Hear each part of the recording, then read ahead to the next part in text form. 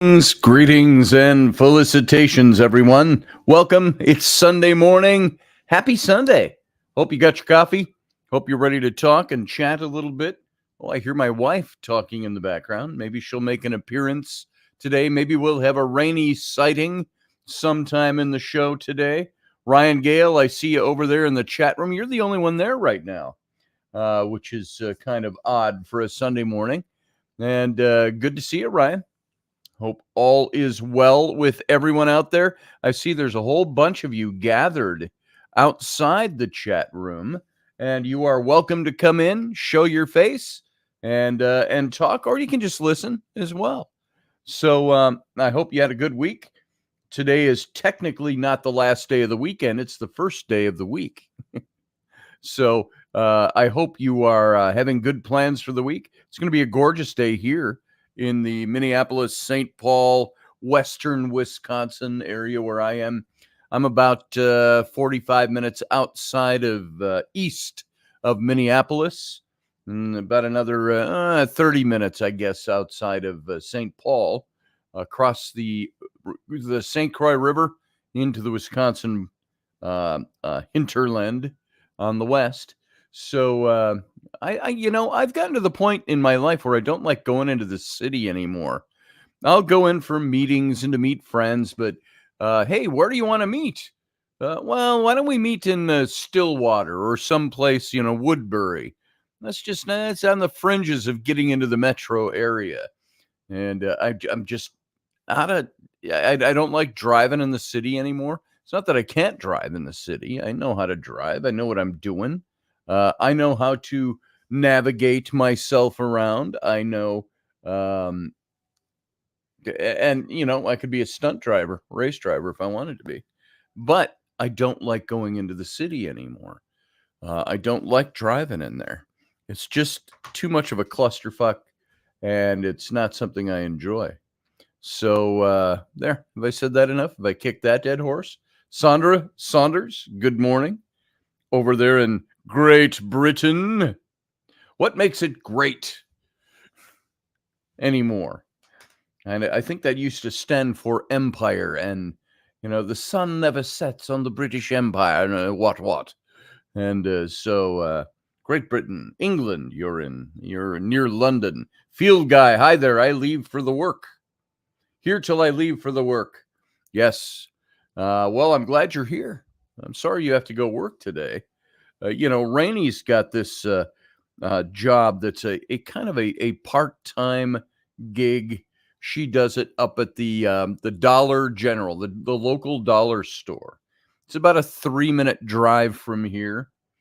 And she started out working about, the typical company that like Dollar General that doesn't want to pay anybody full time, so they don't have to give them benefits. She worked the 32 hours a week or whatever they could strain to the very end, and she could manage that store. She could run that place, and she's that organized. She's that good, but and she's been offered the assistant manager position a few times, and she doesn't want to take it. She said, "Nope. I told you when I started, I want my evenings and my weekends free because I have kids. And when I want to be home when they're home from school, and I want to be home on the weekends with them." And so she's turned down several offers.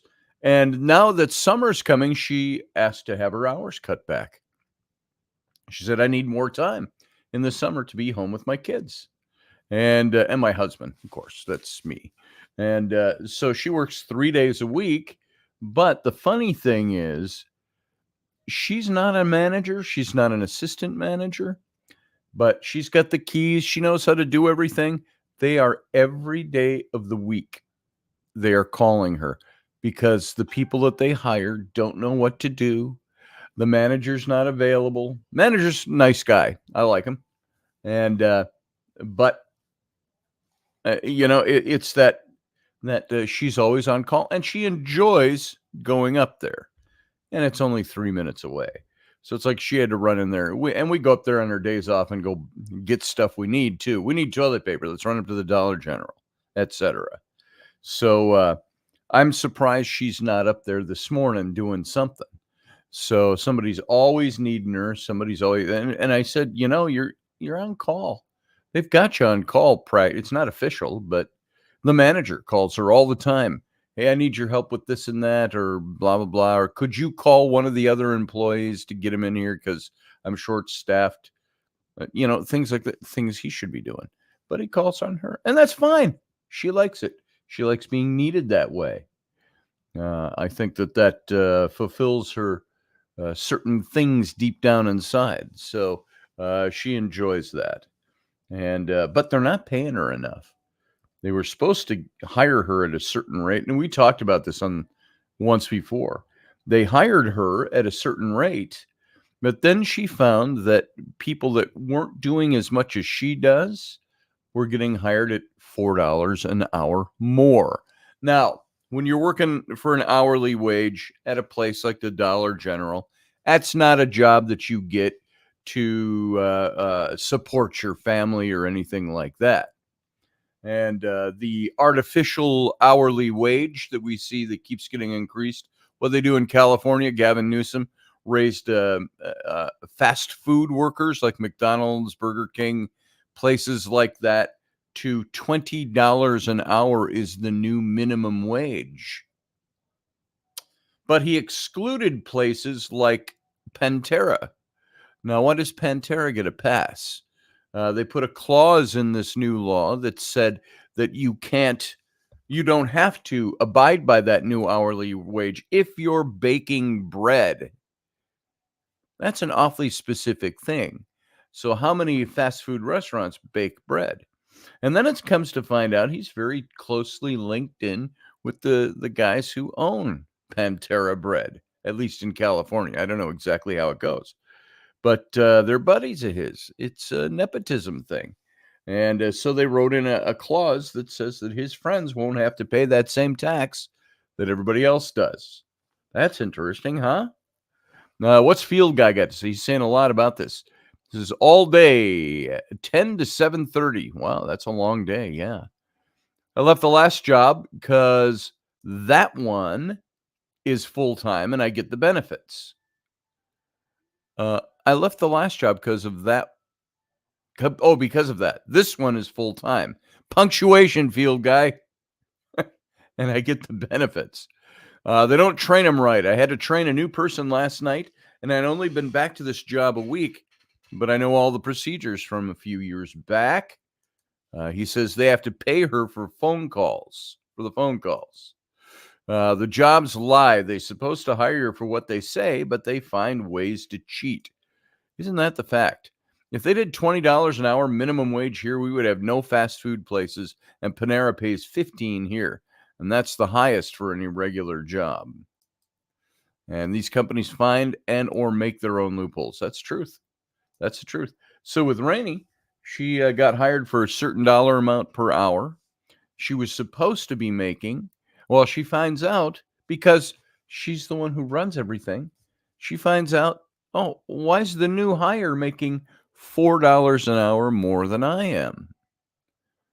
And she was given all kinds of mumbly bumbly excuses about that. And she said, look, I'd like to make at least what they're making because that's what I asked for when I came in. And now I do everything here. And she's relied on there.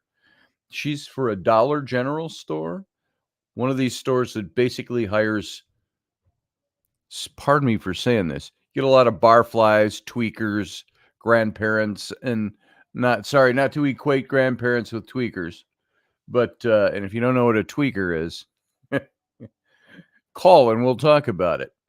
And so make Britain great again. Yes. So it's not my wife, but it's my daughter. She's coming in. Rowan's here. Hey, Ro. How you doing? What's going on? You have to go to basketball. See, that's another thing. The schools, they start doing things on the weekends now because they don't have time. It doesn't have anything to do with school. Oh, all right. This is 3-on-3. It's not like regular basketball. Is it the same coach from school? Yeah, but it's not done with the school. Oh, it's not done through the school. It's done with, I think Stillwater schools. What time do you have to go to that? 10:30. They obviously don't go to church. Yeah, they do. And they assume nobody else does. Pierre doesn't. Pierre goes to church. So at 10:30 a.m. they're free? What do they must have early church. I don't know. So that's my thing with the school these days, school or now extra school activity. It's all done on Saturdays and Sundays. So because you can't go do things on regular days because what? Everybody's gone at school all day. Hey, let's do it on the weekend. No, I got volleyball on Saturday, or I got a tournament. And so, Raini went to a couple tournaments. I went to a couple, and you're gone all friggin' day because it's a tournament. So it's like you're 6 hours in a gymnasium on a beautiful sunny Saturday. Not today. And not today though. These things will Today's last. Sunday. I know, but these things, because they're like. You have a game today, or just Well, you're basically just a rehearsal, a basketball rehearsal? You're just playing street ball basically, and it takes like at most an hour. That's cool. I got no problem with you going to basketball. My beef is that they schedule these things in all family free time. So there's never time because there's always something else going on. So, but I'm glad that you're in basketball and volleyball because it's for you. It's just so you can enjoy it. So, hey, Carlene Smith, good to see you. Don't see you very often in the shows these days.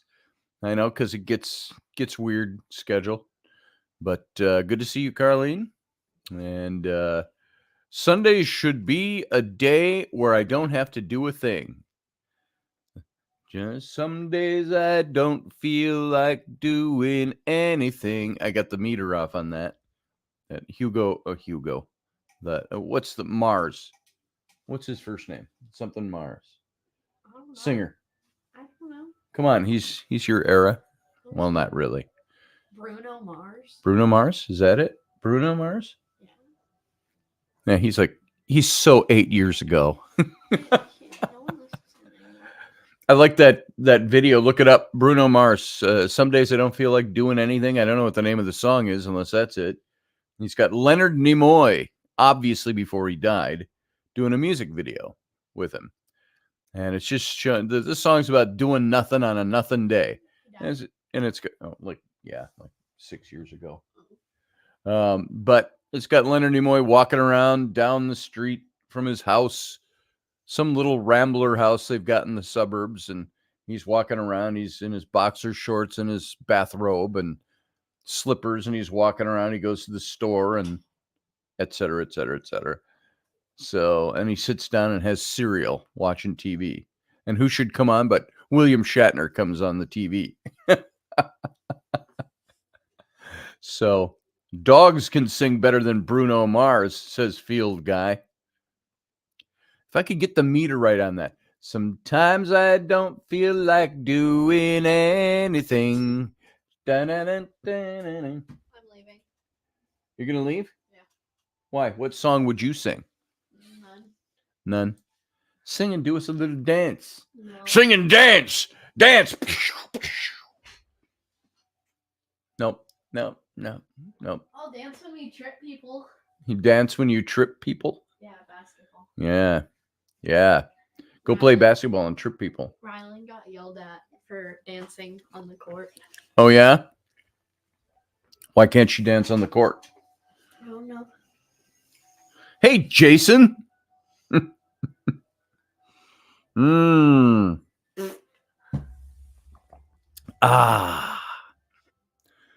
It's a good day. No one drinks coffee anymore. No one what? Drinks coffee anymore. I'm drinking coffee. Did you just call me a no one? Yes. Monster's Everybody better. Drinks coffee. Monster's better. High school kids, grade school, not even grade school kids. Who is it? It's teenagers drink Monster. I can't drink that coffee. I can't believe you drink coffee in the morning. It's so bad for you. Hand me my Monster, please.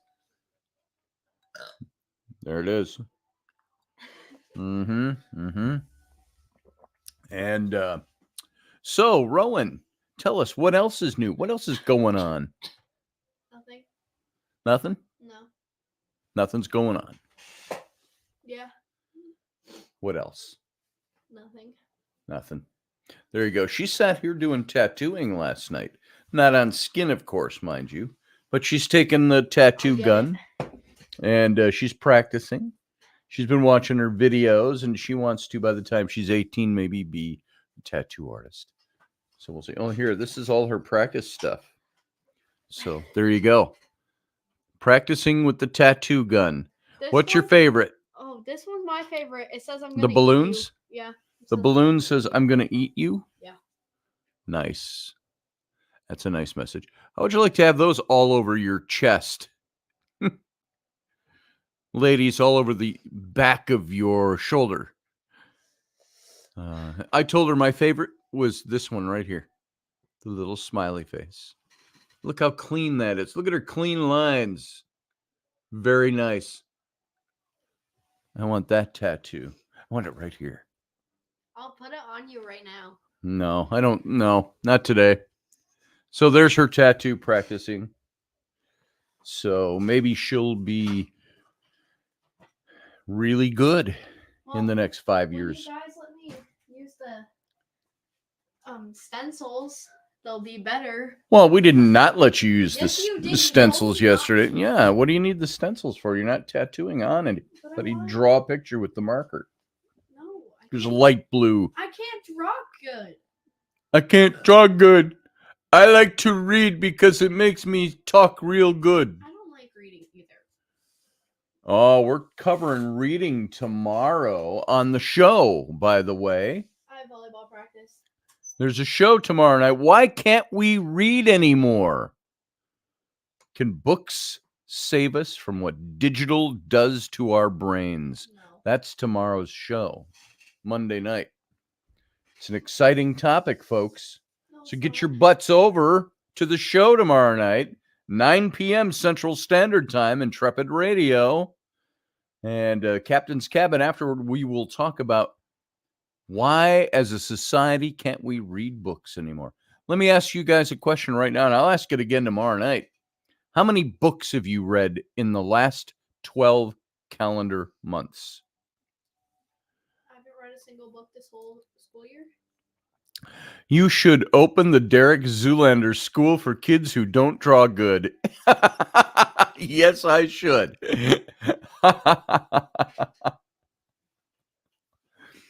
Field Guy says, reading takes away the good pictures. Do you know if you want to be a good writer, do you know one of the best ways to be a good writer? Read a lot. No. What? Okay, bye. Bye. I love you. Have fun. Well, you don't have to leave for another hour. So, No. You're just talking about reading. yeah, I'm talking about reading. That's right. Now, you know what? I didn't like reading either when I was a kid. The last thing in the world you could get me to do was read a book. I'd read comic books. So I wasn't a bookish kid at all. And I didn't start reading books till I got home from college. And the first books that I read, if I haven't mentioned this before already, I was into Star Trek growing up all through my childhood. So when I got home from college I almost got expelled, as most of you know the story, in my junior year. And I came home, I dropped out midterm junior year. I was home before Christmas. Christmas of 1980, fall of 1980. And I sat for a week and read a bunch of books. That's all I did. I got a whole stack of the Star Trek books. Now, back in 1980, these were all the books that they would write about the episodes. They were the novelized versions of the episodes, the 79 original episodes on TV. And there were a few, I think, that went beyond the episodes, but it took a while for them to expand beyond the original 79 episodes. And now there's hundreds of Star Trek novels with all the different shows and all the different characters. But I sat and read the Kirk, Spock, McCoy, Scotty, the original Bridge Crew novels, and they're just little paperbacks, I read all those for a week. And that was the first real recreational reading I had ever done outside of school. And of course, we had to read junk for college. And I hated reading in school. I just hated reading. We had in literature class in high school, we had to read books and then get tests on them. It's like, oh my God, are you kidding me? And so what we do is we'd all hold out for the discussion once a week, the discussion on the book we're supposed to have read in 3 weeks. And so we sit and you just take good notes. That's what's going to be on the test. So I passed. Not with flying colors, but I passed. Carlene said, I would say several books, but with the move, it slowed me down. There you go. Yeah, and I can't count the number of books I have read completion, cover to cover. I've read an awful lot of reference material, awful lot of reference in books. I've read huge chunks of books, chapters of books, stacks of hundreds of books. I mean, you look around my office, and I've panned around this office before. I mean, I've got books over there. I've got books on the little shelf behind me. I've got books on that shelf, not many. I have books there. I got books going way over there. There's all kinds of shelves of books. And it's an unbelievable amount of books. I've got thousands of books. Some, I don't have many left in boxes. I've got some boxes up in the storage in the garage, but there's bookshelves over there. There's bookshelf over there. So I've got books, but I don't get to read them all. But that's the first place I'll go. Like if we go to the thrift store, I'll go to the book section. I want to see what's in the books. I like we go to half price books with the kids. That's an outing for the family. We'll go up and we have to do stuff. We'll go to Rainy needs to go to the craft store and get stuff. And we'll go over to half price books and we'll go eat at Chick-fil-A. That's the thing. I'm not a big Chick-fil-A fan, but the kids like it. And so that's where we end up going. JP says, I used to be a voracious reader. Yeah, reading, what is it that saps our time? Why don't we have the time to read anymore? What is it that prevents us from reading books? Is it just the not liking to do it? My 12-year-old here hates reading, and she thinks it's a cool badge of honor that she tells us and reminds us all the time. I hate to read, and it's like, yeah, whatever. But she used to like it. That's why I like to read to my kids at night. We haven't done it in a long time because none of them want to read at night anymore. I can force them. You're all going to sit there and you're going to damn well enjoy this book. But they want to watch their TV as they go to bed or get on their phone. And I'm going to limit that, I think. I'm going to cut that out. We're going to start reading some of these books again. I bought some books to read at night. And so how about any of you? Some of you were talking. Who else? Who else reads books? What do you got? And do we just not have time for it? Now, you can read a book. I don't care what form it is. You can get it on your phone or your devices. You can read books. People listen to audio books. I've got an audio book right here, The Sacred Mushroom and the Cross. And that's a book that my publisher wanted me to read. He says, take a look at this book, and can you do something like this for us? And so I'm looking into that. The Sacred Mushroom and the Cross, it's called. That would be a great, here, the Sacred Mushroom and the Cross. I'll tell you what that's about. And you tell me if you think this would make an interesting topic for this show. Oops, that's the Audible. I don't want the Audible. Let's look at the Amazon. Here's what is said about the Sacred Mushroom and the Cross. And this was written by John Allegro. And it's not a new book. It's an older book. When did he write this? Audible was 2022. I don't want the Audible version. I want the book version. Let's see, hardcover. Now let's just go over here and we'll take a look at this. This was written in 2009, it says. And here's what it says about this book. Here's the little blurb from the author. Where did God come from? What do the Bible stories really tell us? Who or what was Jesus Christ? This book challenges everything we think we know about the nature of religion, the ancient fertility cult at the heart of Christianity, the living power of cultic rites and symbols, the sacred mushroom as the emblem and embodiment of divinity, the secret meaning of the biblical myths, the language of religion that links us to our ancestors. The sacred mushroom and the cross sets out John Allegro's quest through a family tree of languages to find the truth about where Christianity came from. Sound like an interesting book to you?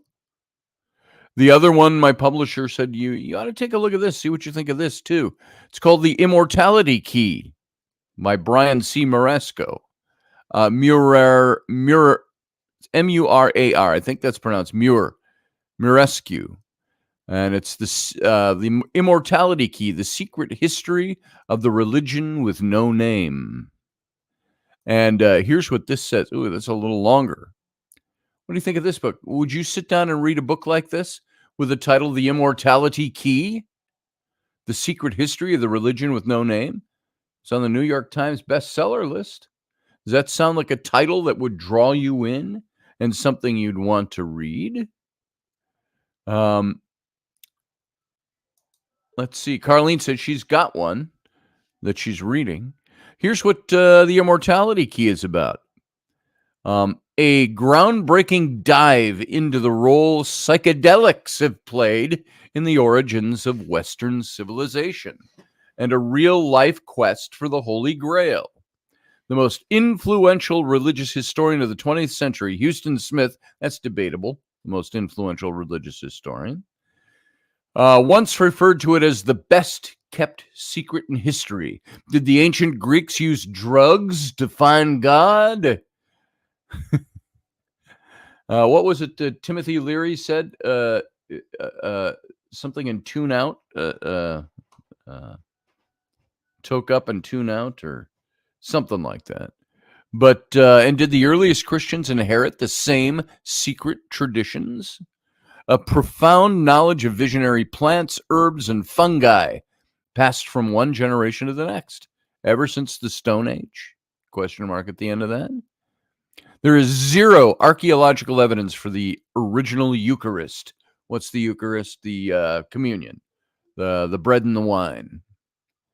And the sacred wine said to guarantee life after death for those who drink the blood of Jesus. Well, no, it doesn't. That's not a biblical concept. That is a church. That's a Roman Catholic concept, not a Bible concept. You don't find that in the Bible. The Holy Grail and its miraculous contents have never been found. In the absence of any hard data, whatever happened to the Last Supper remains. An article of faith. Today's 2.5 billion Christians. So, see, I got to be honest with you. I've never worried about what happened to the scrapings off the plates of Jesus and the disciples after the Last Supper. Did somebody actually save that bread and wine? Maybe somebody did. I don't know. Maybe it was just another meal. And we had a meal. It's kind of a dire night, but they didn't know Jesus was going to be arrested and crucified the next day. They went and they ate dinner. So why would somebody use the scrapings or save them? Unless it's the guy who provided the upper room. The upper room was like, I think it was probably like a rental hall, like we'd have them today. Hey, we got a supper, and we got Jesus. You may not know him. He's a traveling evangelist, rabbi guy, and all his disciples, 12 of us, and probably a whole bunch of other people. Why do they need a whole room? Probably because there were other followers that were there. And I think Da Vinci's painting is a little misleading. Paints a picture in our head. It says, yeah, they ate it all. Randall Flagg just said, each year, all of it. And So did they eat it all? Did they leave scraps? Were there table scraps? Were there wine? Did the guy who rented out the hall say to his workers, hey, make sure you save that stuff because that guy is getting crucified tomorrow and he's going to be the Messiah? Who knows? Who knows what anybody knew? So I have a problem with that kind of thinking. Is that, well, that's sacred scraps of food. I don't know that anybody saved that stuff. So in an unprecedented search for the real answers, The Immortality Key, the name of the book, examines the archaic. I don't have my glasses on. My glasses broke. The only glasses that I have right now, I broke the arm off. I got to hold them up like this to read. That's a little better.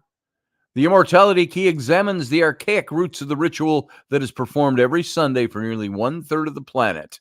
Religion and science converge to paint a radical picture of Christianity's founding event, and after centuries of debate, to solve history's greatest puzzle once and for all. What's the greatest puzzle? I think they're talking religious puzzle. I think that's a very myopic view of what is history's greatest puzzle. But before the birth of Jesus, the ancient Greeks found salvation in their own sacraments. Sacred beverages were routinely consumed as part of the so-called ancient mysteries.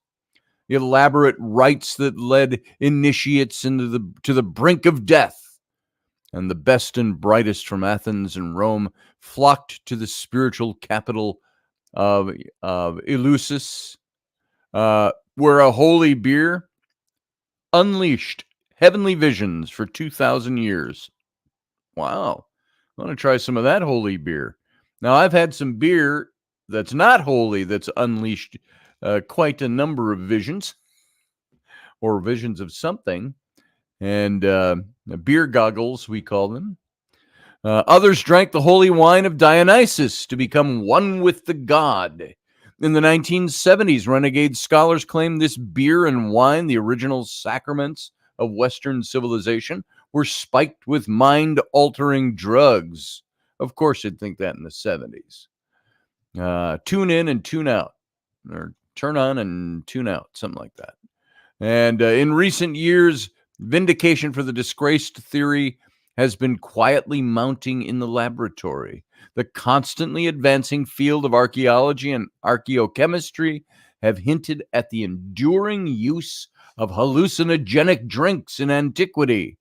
And with a single dose of psilocybin, mushrooms, shrooms, the psychopharma. See, I don't have my glasses on, so I got to make this one up. The psychopharmacologists at Johns Hopkins and New York University are now turning self-proclaimed atheists into instant believers. But the smoking gun remains elusive. The smoking bong remains elusive. Sorry, Yusuf, we're talking about nothing in particular. This is the description of a book. We were talking about reading for a second there, but in this book, the book is The Immortality Key, The Secret History of the Religion with No Name, by Brian C. Marescu. Just looking at this, if these sacraments survive for thousands of years in our remote prehistory, from the Stone Age to the ancient Greeks, did they also survive into the age of Jesus? Was the Eucharist, communion, in other words, of the earliest Christians, in fact, a psychedelic Eucharist? Yo, man. And with an unquenchable thirst for evidence, Marescu takes the reader on his 12-year global hunt for proof. He tours the ruins of Greece with its government archaeologists. He gains access to the hidden collections of the Louvre, to show the continuity from pagan to Christian wine. He unravels the ancient Greek of the New Testament with a Catholic priest. He spelunks into the catacombs under the streets of Rome to decipher the lost symbols of Christianity's oldest monuments. He breaches the secret archives of the Vatican to unearth manuscripts never before translated into English. And with leads from the archaeological chemists at the University of Pennsylvania and the Massachusetts Institute of Technology, unveils the first scientific data for the ritual use of psychedelic drugs in classical antiquity. The Immortality Key reconstructs the suppressed history of women consecrating a forbidden drugged Eucharist that was later banned by the Church Fathers. Women who were targeted as witches during the Inquisition, when Europe's sacred pharmacology largely disappeared. Have the scientists of today resurrected this lost technology? Is Christianity capable of returning to its roots? And it's featuring a foreword by Graham Hancock, the New York Times best-selling author of America Before and The Key to Earth's Lost Civilization. So that's the Immortality Key. That's another one of the books my publisher said, I want you to check this out and see if you can you write it something like that? I said, well, I haven't spelunked the catacombs of Rome, but, Hey, Sarah Yusuf, by the way. Morgan Snow, good to see you. Oh, yes, she says. Carlene had said, I got one I'm trying to read now, but can't seem to get into it. Forcing myself to finish it. I got so many books. Most of my new books that I want to read are stacked over there, or I put them on this shelf here behind me so I can, I have access to them. I've got another shelf in the bedroom over there. I got two shelves over there, actually. One big closet, one with what they call a lawyer's cabinet or shelf. It's got, each shelf has its own glass shelf that you open up and slides in, and you can get the books out of there. That case is full. There's one in the corner. Of all the books that are things that are, the one in the corner is the one I like to read for the kids at night. Some of those books, but got all sorts of books over there. And so we're talking about a little bit about books because Sarah, tomorrow night, and everybody else, if you didn't hear this, tomorrow night, we are going to be talking about why can't we read anymore? And it's an exciting enough topic that I have to really hold back the reins to not get into it today. Can books save us from what digital does to our brains? Is the big question. So come ready to talk about that. Barrister Bookcase. There you go. Barrister Bookcase. That's it, Carlene. So, which we got at a garage sale for like $10, and it's really nice.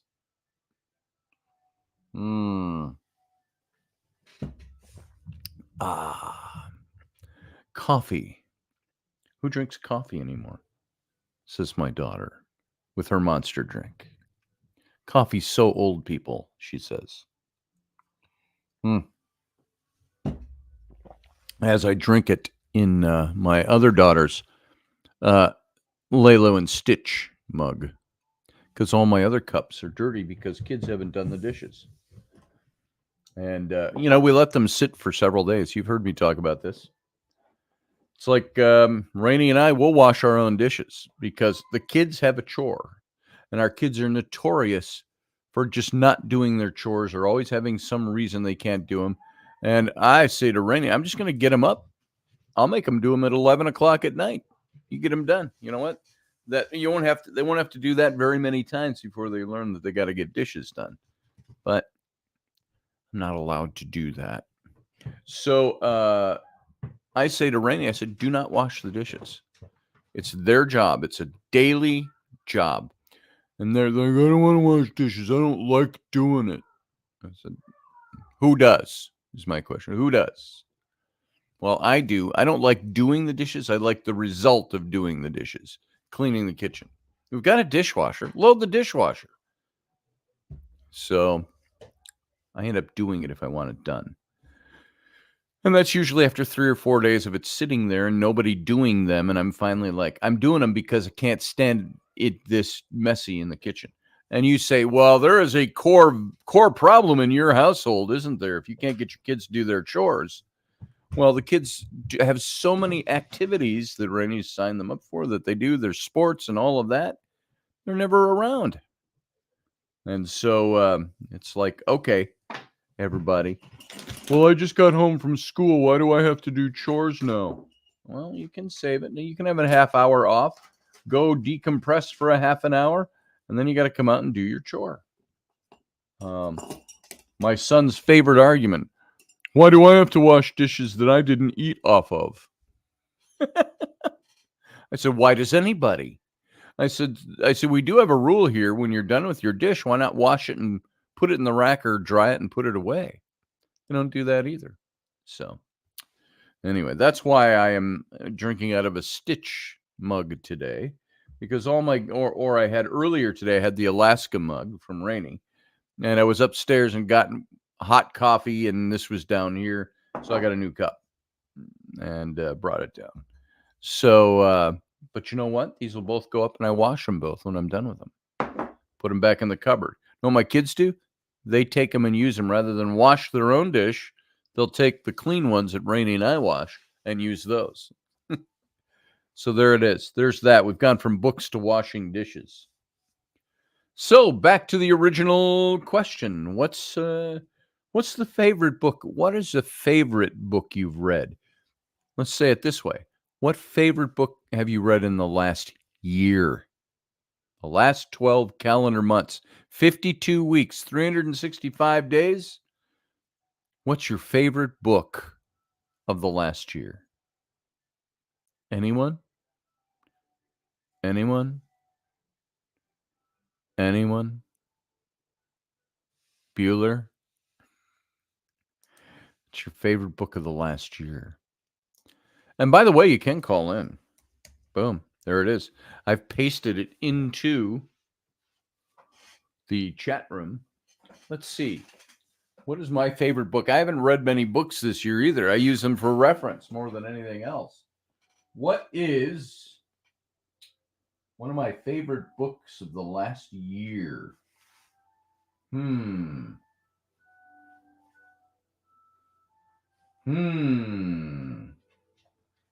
Let's see.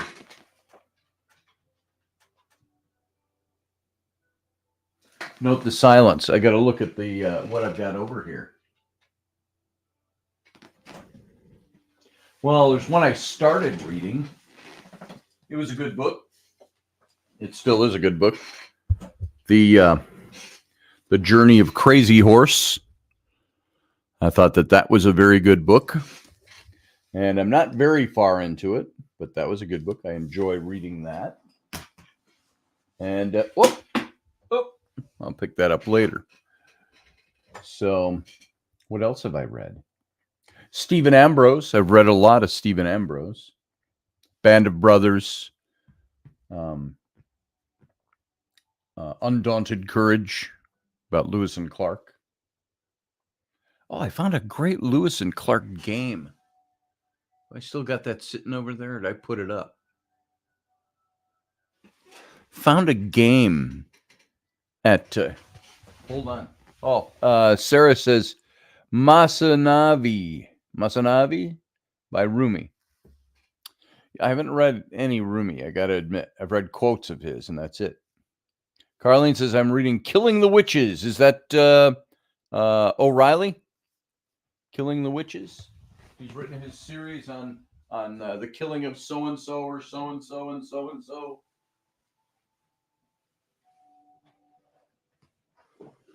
Here. Found this game at the, I don't know if it was the thrift store or at a garage sale. This game. The Lewis and Clark game. Look at that, an epic American journey. The family game that's fun and educational in a different font. And it looks like this, you know. It's one of these games. And it's very cool. But trying to get the family to play that? Dad, let's play not Monopoly, but you know, one of those card games. Uno. Let's play Uno. I go, let's play Lewis and Clark. No, let's play Uno. That's another one that destroys family. Uno. Uno does. Tears you apart. JP is here with us. Morgan Snow, books from F. Paul Wilson. I'm not familiar with F. Paul Wilson off the top of my head. Sarah Yusuf says, I remember Oregon Trail game when computers first came out. Yep. You Somebody have died asked from me- dysentery. I was applying for a job. Do you know Oregon Trail? It either started in the Minneapolis area by a company in Minneapolis or a company that picked it up later. God, this is 25 years ago. I was interviewing at a company that Oregon Trail was their gig. So, Really? yeah, Oh, wow. I didn't get the job, but they were looking for somebody who they weren't just a game company. They were an educational book company. And Right. they were responsible for Oregon Trail. So Well, and you Uno used to can have a start bunch of that wars, stuff. yes. You used to have a bunch of that stuff on computer, whereas like an educational game of some sort, there was history and probably problem solving with Oregon Trail. I remember as a kid in computer class, because I was taking computer class as far back as, 4th or 5th grade. I think we started it. And, that was back in the We early didn't have 90s. computers when I was in 4th and 5th grade. But they, you had Oregon Trail, and it'd be like, hey, once you get done with, your typing lessons, coding prep, whatever lessons whatever it was we were working on. Yeah. You could play Oregon Trail. You could play Math Blaster. You could play, there are all kinds of things like that where they were using games to be educational. Yes. But still entertaining. So. Yeah. And I remember Oregon Trail. I thought, oh, wow, that's really advanced for gaming. And of course, you look at it now. And so, oh, by the way, a mutual, what would you call them? Associate of ours, or association of ours, Society Brand Hat Company. Yeah. Got a hold of me yesterday, and the first thing he said was, Scotty, I'm working on your cap. Nice. So there you go. So I've got one of those coming soon. He seems to be a pretty cool dude, and I think he's if he's not active military, he's reserved, something like that. Okay. He does all this stuff in his spare time. Wow. Or at least he did. So that's pretty cool. So I'm looking forward to getting that baby. It'll be kind of fun. I don't know where I'll ever wear it, to tell you the truth. Where do you wear that? Unless it's an event, Yeah. But it's still a cool piece to have. Definitely. And we have an original in we have a couple of originals in the Heritage Collection at work. He gets most of the details right, I'd say. Yeah. They're pretty spot on. So thank you, Sarah. Sarah said, you guys with hats are like women with shoes. Spot on. Carlene says, one of my relatives did family history and found that we had one tried as a witch in the Salem witch trials, so it makes it a bit hard to read.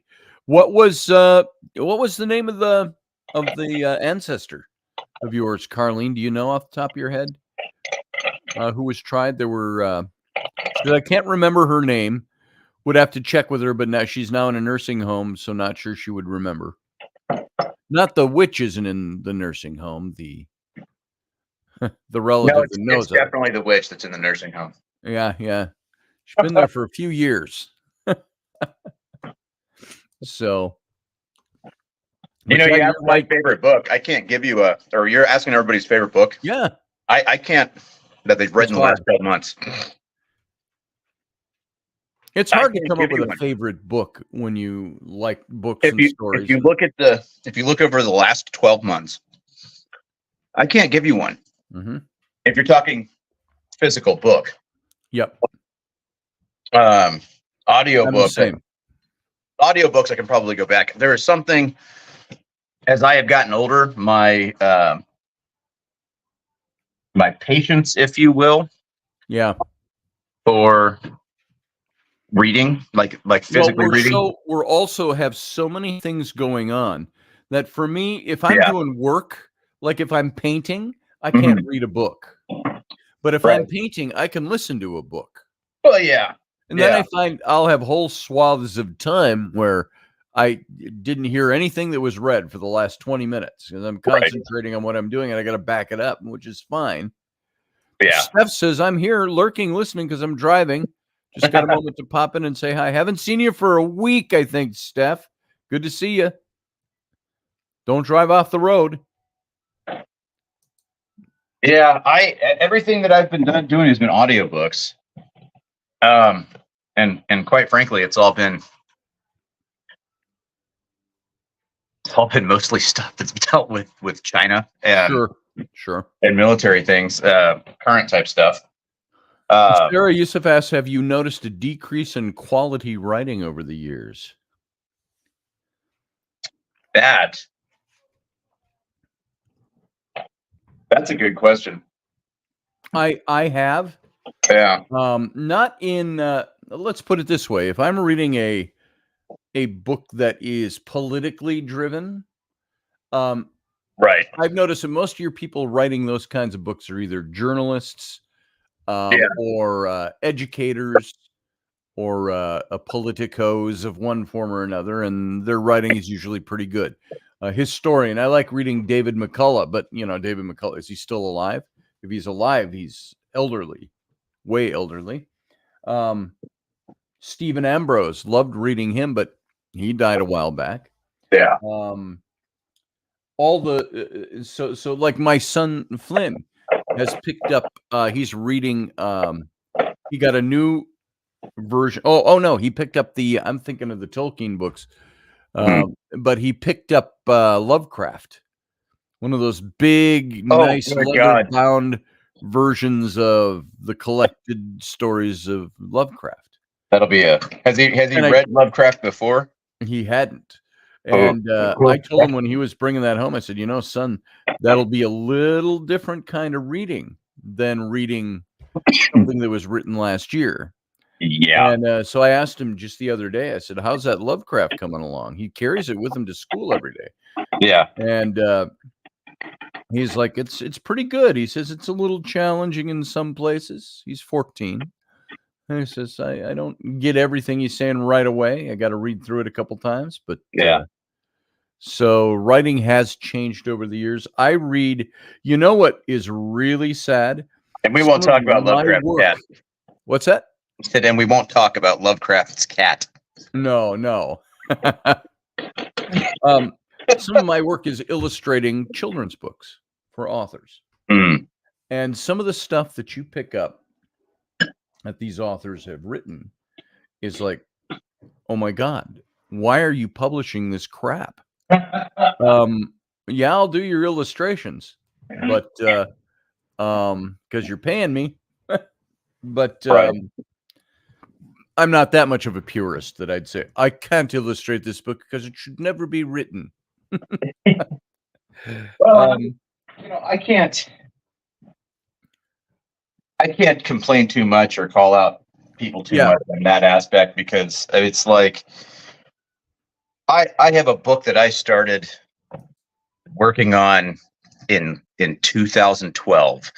Yeah. And here it is, 12 years later. Yes. Not done. I haven't worked on it and probably like with any sort of level for probably 3 years, opening the file just, right. So it's like, I really have no room to talk about people who publish things, even if it's crap. It's like, I have nothing that I can do or say. It's something that you do notice though. And it's sometimes I wonder if it's an influence on the quality of writing that you see. I wonder if it's because of influence from social media, how everything is taken at, information snippets at a time. Yes. Condensed. And I mean, It's no longer reading, Yeah. Joseph Conrad. Right. Like there's Hemingway. right Hemingway, any of those guys. It's not like that anymore. But linguistically, or the vernacular, I guess you could say, that changes over time. Our lexicon changes over time and evolves. So that's going to impact things too. Carlene, you're asking, is this a factual book? You're talking about the Killing the Witches by O'Reilly? I don't know how he wrote that one. I haven't picked it up and looked at it. Is it a story? Is it a narrative? Or is he giving facts? Because generally, Bill O'Reilly will write a book about real characters, not fictional characters. Right. And so his books are nonfiction. So I don't know. I would tend to believe that this book is not a work of fiction. If it falls in line with all the other stuff he's written, I would say it's a non-fictional book. Yeah. So it's probably factual. My mom That's a loves those guess books. based on all his other work. Yeah. I do have a book at work that I probably only made it 2/3 into, if that, but I haven't picked it up. Oh, one of his? Which one? No, not one of his, just a book in general. I have books that I used to have a little shelf in the bathroom. And you know why that shelf is there.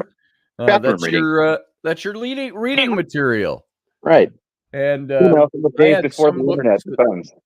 I'd start reading and they'd be in there 6 months later and I'm still on chapter 1.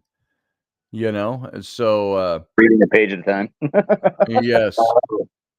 Yeah. Sarah says, do you still consider the act of reading fun or necessity for gaining information? Yes to both.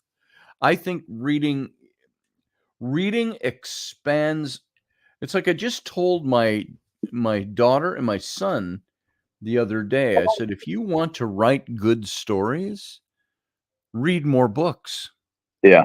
They will teach you how to write, teach you how to speak. I read a lot of Robert Ludlum when I was younger. The Born Identity, The Born Supremacy, his books were like that.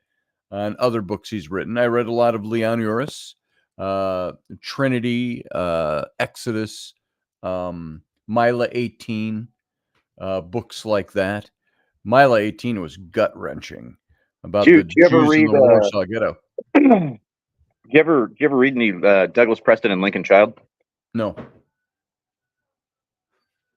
Some of their stuff you might find pretty interesting, especially since it kind of delves into some of the topics and areas that, thematically or genre wise, that will come up, on your show and, others and stuff like that.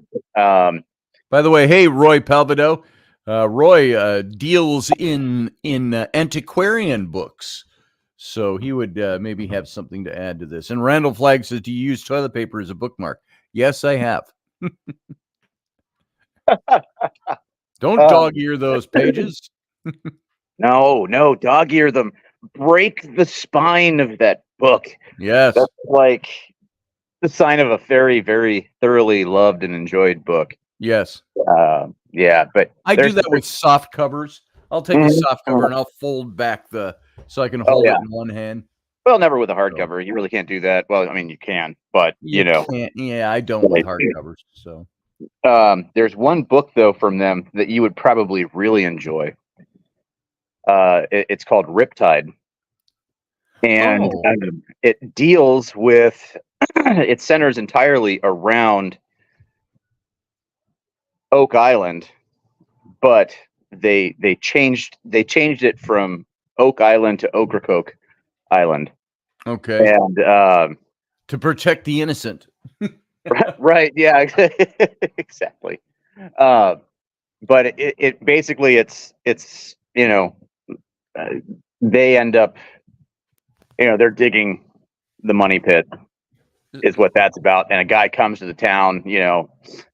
I think his mother or father passed away, and he was kind of taking care of affairs and whatnot in the house and and all that, and kind of gets involved in the community slowly, and then gets involved with the digging operation, and there's a lot of stuff in there that's.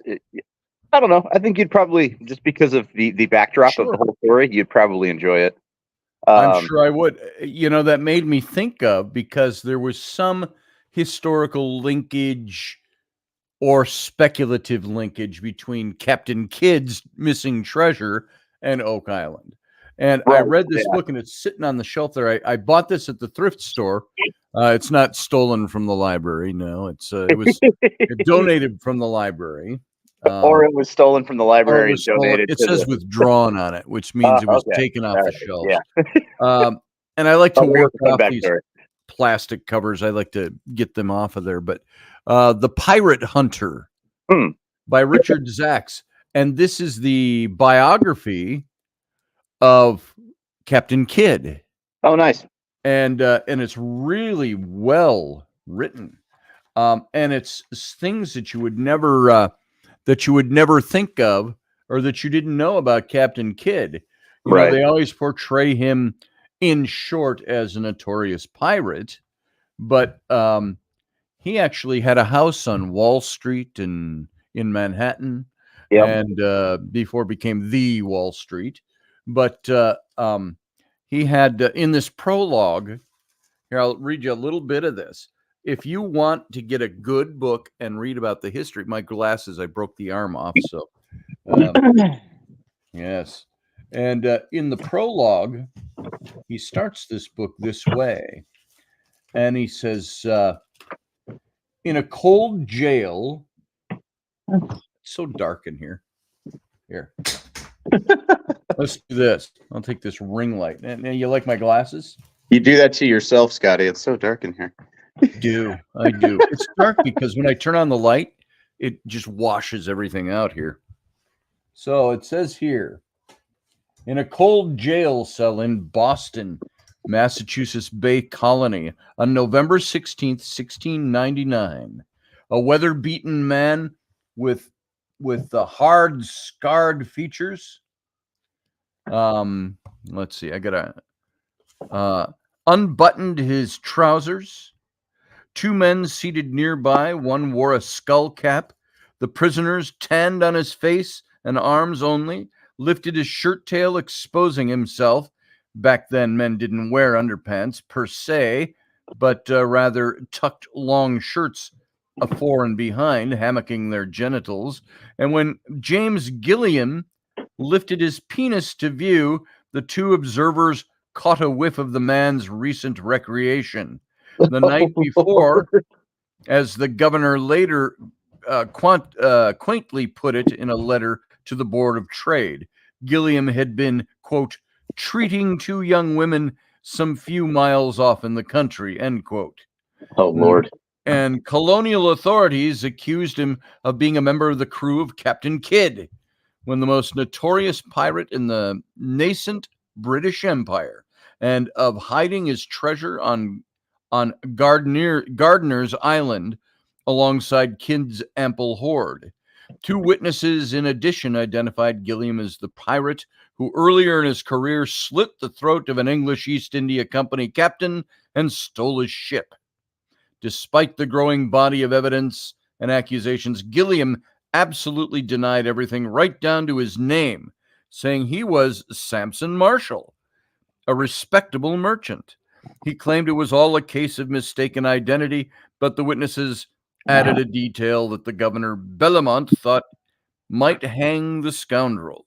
They said he had heard that Gilliam had been captured years earlier by the Moors on the coast of India and forcibly circumcised. Then in the late 17th century, an era when only Jews and Muslims clipped the foreskin, this was considered an almost singularly identifying mark, as good as a zigzag scar on the cheek or a missing ear. Hence the odd moment in American colonized jurisprudence. So now that's just the first page of the, this is how this book on Captain Kidd starts. Wow. And it goes through his life, all of his deeds, things he did, what he was, most notoriously known for, he was actually and I'm just reciting, if you want to get this book, he was actually under a writ of marque, a letter of marque from the king to be a privateer. And the privateers were meant to raid the enemies of the crown on the high seas. And this is how he started. He had a letter of marque from the king.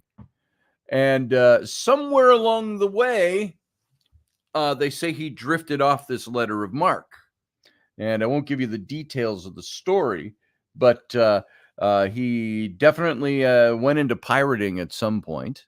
He claims he didn't. And he turned himself in. He wasn't captured. And he went to clear his name and ends up being executed. But this goes through his trial. They've got some of the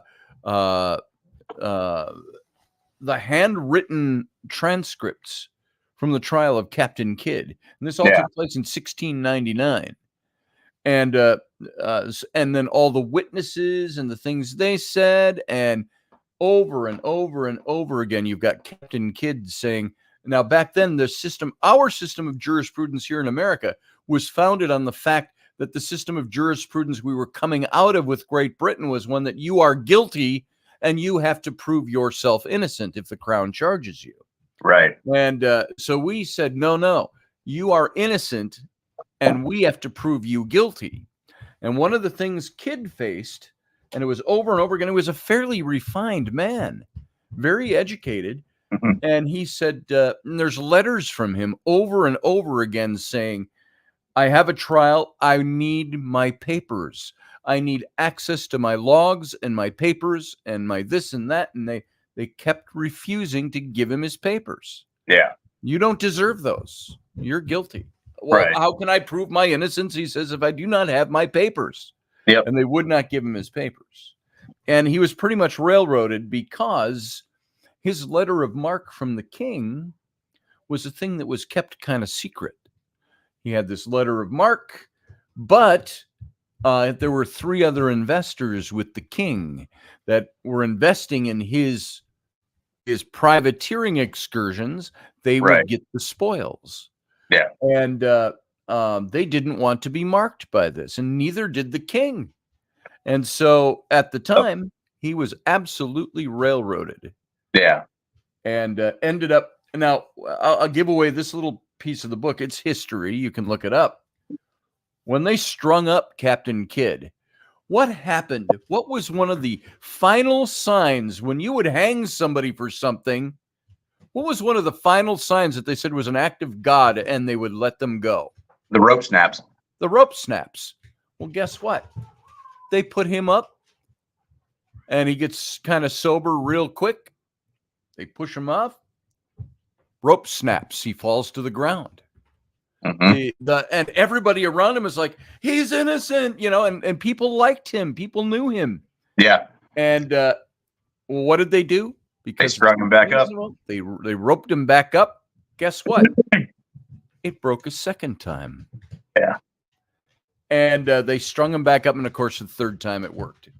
And then they put his body in a gibbet, hung it out on the arm over the entryway to the Thames, I think. And, and the ravens and everything. It's interesting to see how many pirates actually were educated, came from gentry. Yeah.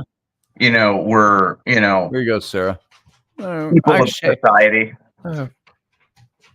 Yes. And it's always interesting to see that there's not a lot of people where it's, some idiot on the boat decided to whatever, Yeah. That's not the usual story thing, story of Right. things. It's one of the things they got him for, they said he murdered a crewman, which he did. He hit the dude in the head with a bucket. It was kind of like this guy was talking mutiny, was doing all this stuff, was day after day after day. Finally, one day, he told the guy to do something. The guy wouldn't do it. He was rabble-rousing with the crew, and a kid picked up a bucket and cracked him alongside the head, and the guy died of his wounds a day later or something. See, and I crack a wouldn't skull even or something. given the laws of the day and the Yeah. attitudes of the day and things like that, that I wouldn't consider that a crime. No, and it wasn't because, well, back then you were the captain on a ship at sea. You were God. Yes, There's exactly. almost nothing you can. And by the way, sir, I've got this one. So there you go. There it is. I have to take this and look at stuff every now and then. That's when my glasses aren't working right. Yeah. So I did go and get my prescription, by the way, on Friday. So I'm all healed up. It's a month after the surgery, and so now they're going to do surgery on my eyelids because my eyelids are hanging a little too far into my eye, they say. So that's part of the process. It's since we're kind of discussing, historical people and writings and events and things like that. It's something I don't really understand. But again, look at the profession that I'm in, right? Sure.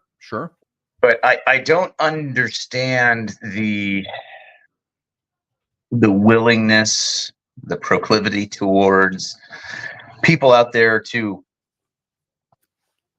completely ignore or choose actively to ignore their history. Yes. Whether it's professional history of an organization, which I've gotten into some recent stupid online discussions about things where it's like they just disregard it. Yes. This one guy, we were discussing the history of the Air Force, and there were some things with discussions on uniform changes within the Air Force, because there's a lot of people who hate the current service dress uniform. And there's a lot of people who really like the fact that the Army went back to the pinks and greens from World War II. And, usually for me, if I get involved in that discussion, it turns into a historical discussion with people and things like that. And this guy that I got talking to was very much you are speaking of inter-service heritage. I choose to recognize intra-service heritage. And it's like, I look at those things and it's kind of one of those, you wouldn't have an intra-service heritage if you didn't have the Yes. service heritage. Okay. I have an inter-service heritage. Yes. Right. So he's referring only to Air Force heritage 1947 and forward. That's all he chooses to recognize. And it's like, but if you go through the history books, if you go through the records, if you go through the logs, you all of that stuff, all of the heroes upon which the Air Force builds its identity or attempts to, were all Army aviators. Oh. The vast majority of them were all Army aviators. They were West Point grads. They were officer candidates. They were, enlisted Army personnel, because before you had the Air Force starting in 1947, you had U.S. Army Air Corps and Air Forces. And it's like all of your heroes that you like to tout, that everybody, Billy Mitchell, Hap Arnold, Curtis LeMay. I don't know any of them, so. Right. Yeah. No. Well, Jimmy Doolittle. Yes. Jimmy Doolittle I know of. Which we just had the anniversary of his raid. Right. These are all things that, they were all Army personnel before any of them ever, if they didn't retire immediately after the war, transitioned into the Air Force with. And it's like, so your heritage is built upon, the 22,000 men, boys really, who are scattered all over the European countryside during the daylight bombing raid campaigns and things like that. Like, why would you ignore that? Why would you choose to just not care about that? And it's one of those things that I don't understand. And, there's sometimes there's this proclivity to dismiss that and only focus on moving forward, but it's like you have to have a foundation to build upon. And so people just get dismissive of history. It boggles my mind. And, obviously, like I said, I'm biased because I'm a historian, but the majority of the stuff that I like to read centers around history. So there's obviously some bias, but I also enjoy things that have nothing to do with history. Sure. So it's interesting. And I love history, as I've said many times when I talk about history, is it just opens up the door. It just sheds light on things. I love, and I never knew. This sounds very sad, but maybe this speaks to the education system a bit. And I was in a pretty good educational system. I never learned about Doolittle's raid until the movie Pearl Harbor came out. And I had heard the name and I thought, are you kidding me? This actually happened? And then I looked it up, and then I read the Josh history. Hartnett version, but yeah. You what? Not the Josh Hartnett and Ben Affleck. That one. Who was it? Alec Baldwin played Doolittle. Right, yeah. In that movie. And that was a movie. I enjoyed that movie because I thought I loved what the director did with the attack. You take the romantic story out of it. I thought the movie was very good. Right. Because he did the attack minute for minute. He recreated it in film, and it was very well done. And if you don't know who Doolittle was, guys, Jimmy Doolittle, Doolittle's raid, known as the Tokyo Raid, was an air raid on the 18th of April in 1942. Yeah. This is 4 months after the bombing of Pearl Harbor. Yeah. On the Japanese capital of Tokyo and other places, Honshu. And it was the first raid or strike back at the Japanese by air. And we bombed Japan. Yeah. And they, what happened? What were some of the facts? They didn't have enough fuel to get back. And so they had to fly from there to mainland China and ditch. And a lot of them, one of the problems that they run into is I say successfully hit their targets. They mostly hit their target, and it wasn't a big successful in terms of militaristic type stuff. In terms of what they hit, they didn't shut down production of things, etc. Right. It was much more of a psychological impact on the Japanese than and that psychological aspect is what really changed the course of everything. It was because they changed up their whole game plan of how they dealt with things because they got a little paranoid. It was the psychological impact of that on Americans. But they ran into a storm. Bad weather was going in between mainland China and Japan, and so they got. A lot of them got hit in that weather system, and that slowed things down, burned more fuel. It says they killed about 50 people on the ground were killed, and about 400 injured. There was damage to Japanese military and industrial targets was very slight, but the raid had this major psychological effect. Oh, in the United States, it raised morale. Yeah. In Japan, it raised fear and doubt about the ability of military leaders to defend the home islands. But the bombing and the strafing of civilians created a desire for retribution, and this exploited for propaganda purposes. Right. But the original plan had 16 B-52B. I'm sorry, B-25. Dyslexic reading there. B-25B take off from an aircraft carrier. Mitchell medium bombers, and each with a crew of 5. And they were launched from the U.S. Navy aircraft carrier, the U.S. Hornet, in the Pacific. And there were no fighter escorts. None. They just took the bomb. They launched early. That was another factor, too. They got spotted by a Japanese fishing trawler. And, they were a good, God, I want to say it was something like 600 miles out further than they intended to be. Mm-hmm. And so, they had to...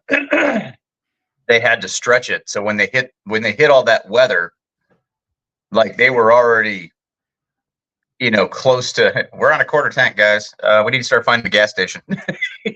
Yes. The panic with the fuel gauge, but they had taken out most of the defensive machine guns. So The Bs didn't have a tail gunner, but they took out waist guns.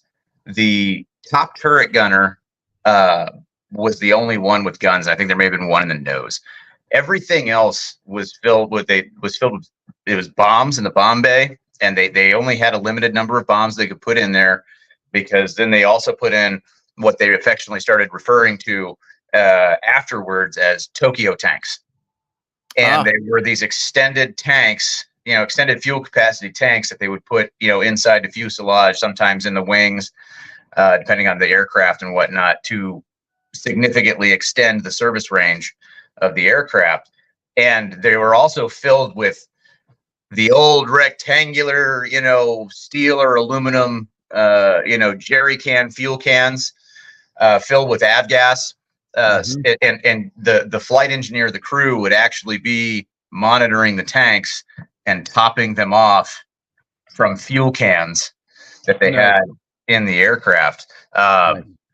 The waist guns, they put broomsticks painted black in the slots for the A&M 250 cals. They to make it look like they were really loaded to the bear. team. Yeah, but it was just the guy in the top turret. And they did there's a lot of lead up to just simply doing that. But they got spotted like I want to say it was like 600 miles out from there. I've got it says of the 16 crews that were involved, 14 returned to the United States or reached the safety of American forces. The one man was killed while bailing out. That was the Josh Hartnett character. No, it was not.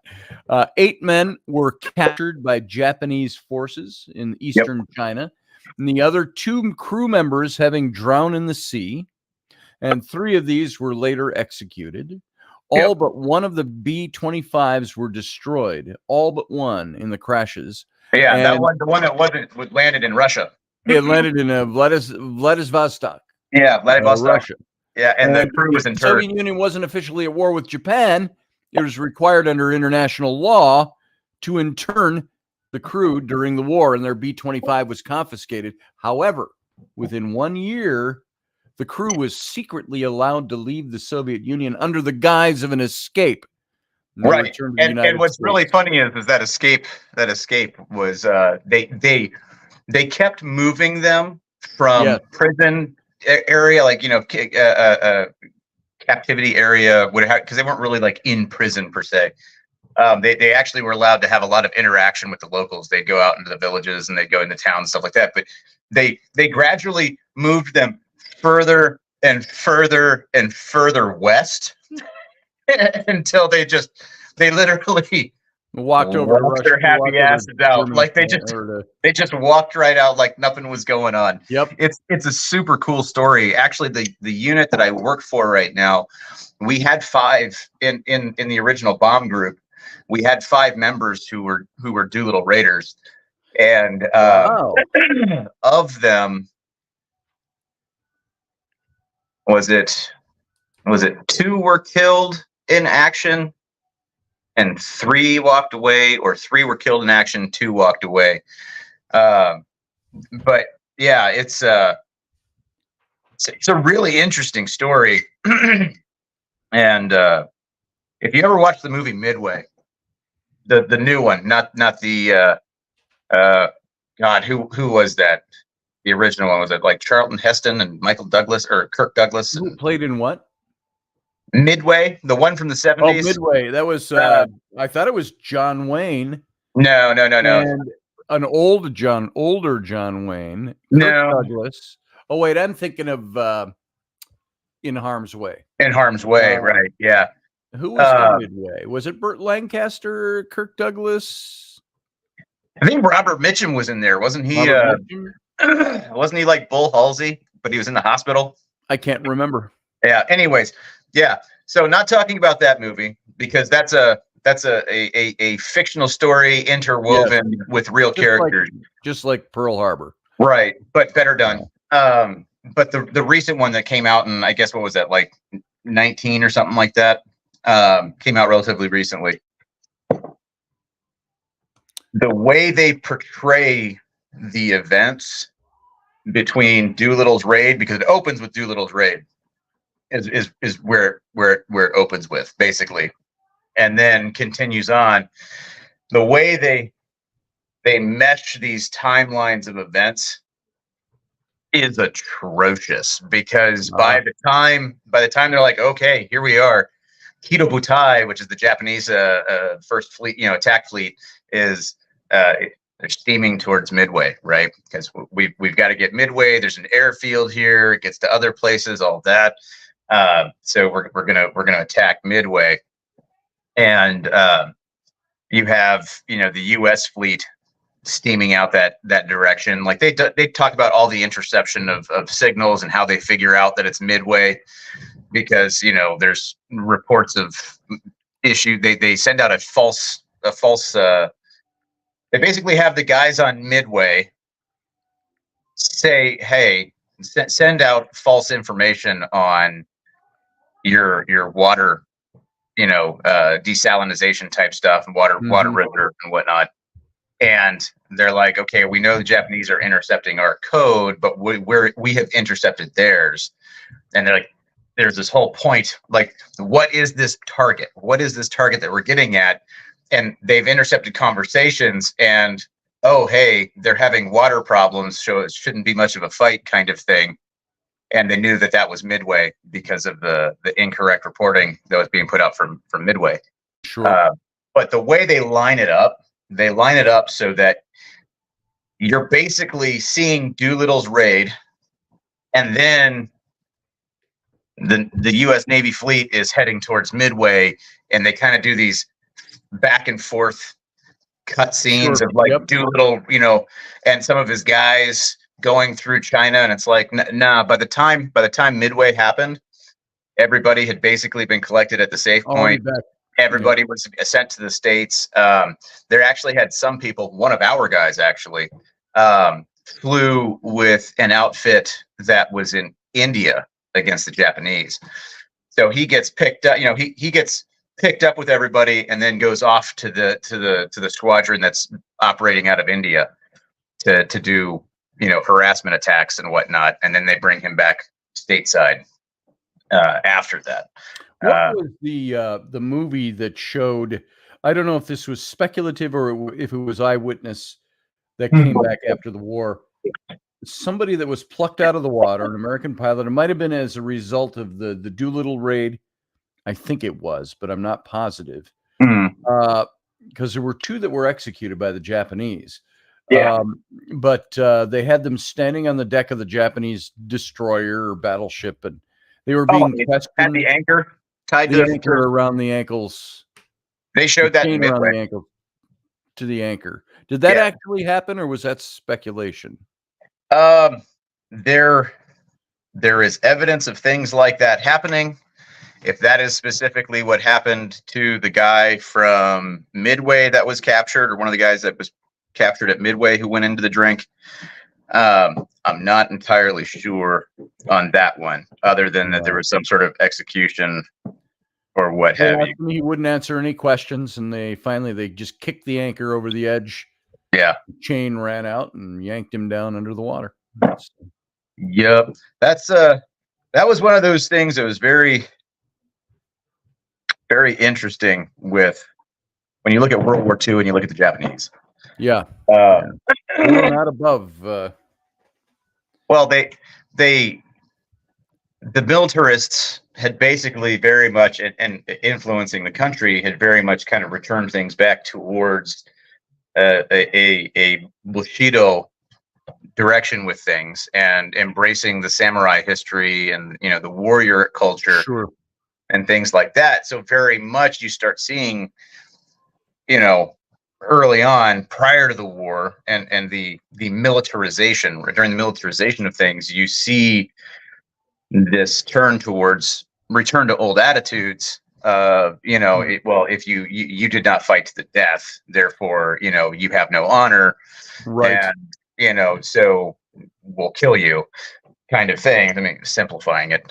Sure. But you have a lot of things like that went on, but it's also interesting too how like, so okay, the Bataan Death March, right? Mm-hmm. You know, the massive forced march of all the American POWs to in the Philippines, right? Yes.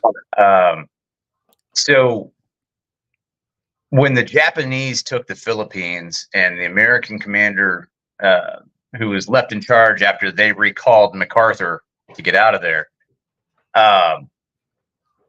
when he surrendered, the overseeing commander of the Japanese was like, all right, look, POWs are going to be treated humanely. We're not going to do these executions, etc. They are going to be sent to the POW camp. We're following the rules, guys, right? Yep. And then what you see is basically the breakdown of the chain of command and what was coming from the chain of command. Like I think, I can't remember if he ultimately escaped execution or if they went ahead and executed anyway. No, I think they went ahead and executed that Japanese commander anyway, because he was the guy in charge. Mm-hmm. And ultimately, you're responsible. You can't keep control of your people. This is on you. But they had all the orders. They had everything saying, hey, don't do this. There's not going to be any roadside, there's not going to be any executions. You're not doing any of that unless there's, attacks, escape attempts, like the general things that would get, people to shoot prisoners. And so, he ends up getting hung out to dry because you have a massive breakdown in leadership and command authority all the way down to the lowest level. And it's very, very, it's just interesting to see. You see that, like, no, we're going to do things this way, but then, like, when people cherry pick certain points and build their philosophy around it, and then under duress and stress and things like that, under extreme conditions, it magnifies and intensifies. So yeah, it's interesting. It's a very, very interesting thing. That's kind of one of my theories why people don't talk about the Pacific a lot. European theater and Mediterranean theater, there's a certain romantical flair to it, and there is a familiarity to it, because the majority of people that are getting volunteering and drafted, et cetera, we all come from for the most part a European ancestry, and the country was still young enough at that point that there were a lot of people who I remember the home country, like that sort of thing, and and so there's this easier understanding. And probably, you think Europe, you think, castles and, rolling countrysides and, rich forests and things like that. The Pacific was a meat grinder. Oh, it was a meat grinder. It was just, it was a meat grinder. That's all it was. It's like, and I think people get uncomfortable with that.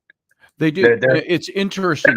My just anecdotally, my grandfather, who fought in the European conflict, he was part of Patton's Third Army. Okay, so he wasn't shot down and eaten by cannibals on Papua New Guinea. No, he was not eaten. Not the grandfather who was eaten by cannibals. And he's the one. He's my Jewish grandfather. He's the one that went. Oh, the one you wrote the book about.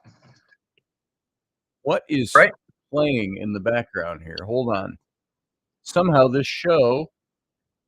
Oh, there's a show playing. Oh, that's weird. Okay, one of my shows just popped up in the background. It's like, why? My grandfather's the one, my Jewish grandfather, he went AWOL after the crossing of the Danube and went to Hungary to look for his relatives and found they were all already deported. There was nobody left. Deported on the to the death camps.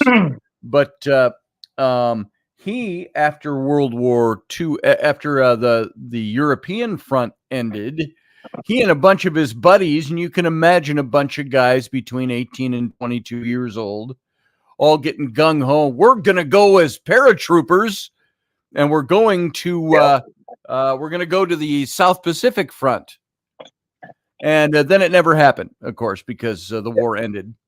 And so they never actually made it out to the South Pacific. But Yeah, That's what he was. there weren't a lot of units that transferred from Europe to the Pacific. The outfit that I worked for now, when they were initially as a bomb group in World War II, they were actually the first Army Air Forces unit to transfer from European and Mediterranean theater to the Pacific. I actually did a whole thing at work where I talked about that, and I did up maps and then little arrows and things going everywhere and talking about what they did, and in the process of that, I actually found out that so Amtrak, that when they went from Hunter Army Airfield and they followed it up to Chicago. They followed the rail lines up to Chicago. The ground echelon did. The flight echelon took the planes and flew to Okinawa. But the ground echelon went by troop transport, and they went by rail from Hunter Army Airfield, Georgia, up to I want to say it was Seattle or Olympia, Washington, where the port of embarkation was for the Pacific. And they got to Chicago and they switched to the Empire Builder line. And the Empire Builder is still run today by Amtrak. And so you can still do, you can do the Empire Builder line. Hey, buy a ticket. I'm hitting all the stops. I'm riding it all the way to Washington. You can do it by sleeper car and everything like that. That's cool. And so I went down this whole rabbit hole while I was making all that stuff, and I'm like, I may have to get some tickets for the Empire Builder and then document it along the way and be like, hey, here's what your ground echelon went through and the things that they saw. But now I'm going to take another job at Scott Air Force Base and work for a different outfit. So, sorry guys. Maybe I'll still do it and send it to them. That'd still be a cool trip to take, though. Right? Little excursion. Exactly. In my book, I just lightly, it just makes me think of this. I lightly hit on rail travel during World War I. Beginning of this book, his brother is killed, and he's working in Saskatchewan in the fields, in the wheat fields, and he has to ride all the way back home to Nova Scotia. Yeah. And just mentioned it was a transcontinental. That was the way to travel back at the beginning of the 20th century. Yeah. You didn't always hop a plane back then. Why? Because there weren't any. And well, they were very rudimentary. Let's put it that way. And so he had to hop a train, and it took him, over a week to get home by rail in Canada. So you're crossing from the west to the east. Mm-hmm. So it just made me think of that rail travel. And so if you've got the Empire Builder where it's stopping at all these places, significant places, and it actually runs through Fargo and Grand Forks. Like I found it out. I was like, oh man, this runs through. Like I could have just hopped on here. How long would that tour take to so from Chicago to Seattle, because it actually ends up going up a little further into Oregon. But to follow the actual route of the unit to do that thing that I was talking about, I think it'd be 4 days out. Okay. And then I think 4 days back. All right. Yeah. So, and you go through all kinds of territory and things like that. I mean, there'd be a lot of interesting stuff to see. You have stops along the way.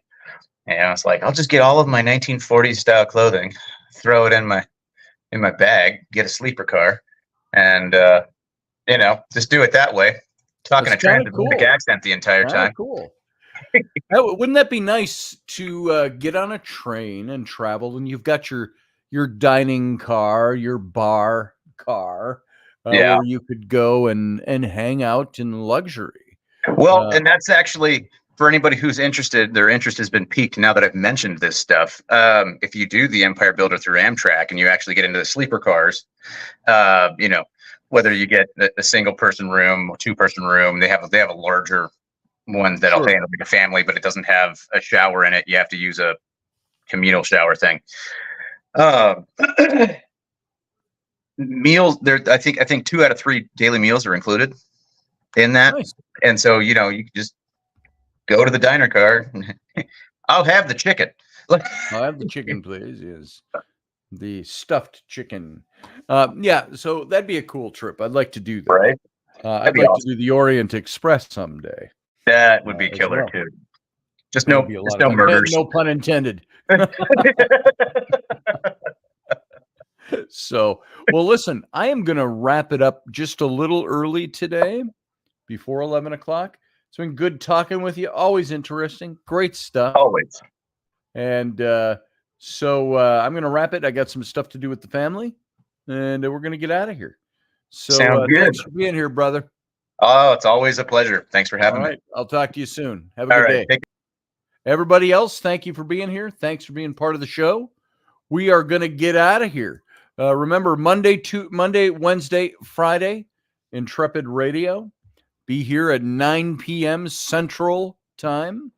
That's 10 p.m. Eastern or 7 p.m. Left Coast.